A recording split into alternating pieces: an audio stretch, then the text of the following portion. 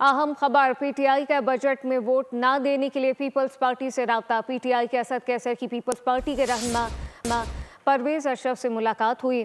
दोनों रहनुमाओं के दरमियान मुलाकात पार्लियामेंट हाउस में हुई। पीपल्स पार्टी के बजट बायकॉट से मुतालिक बयानात सुने गए।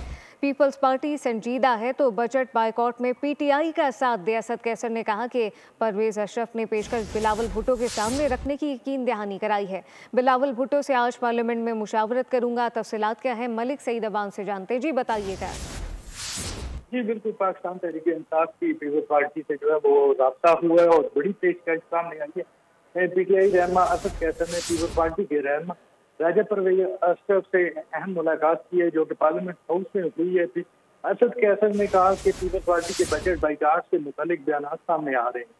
पीपल्स पार्टी संजीदा है तो बजट में वोटिंग में बाइकाट में पीटीआई का साथ है, जिस पर राजा परवेज अशरफ ने पीटीआई की पेशकश है बिलावल भुट्टो जरदारी तक पहुँचाने की जो है वो यकीनदारी करवा दी। और उन्होंने कहा कि बिलावल भुट्टो जरदारी आज पार्लियामेंट में आ रहे हैं, इनसे मुशावरत करूंगा और फिर उसके बाद जो है आपको जवाब दूंगा। जी मलिक सईद अबान, बहुत शुक्रिया।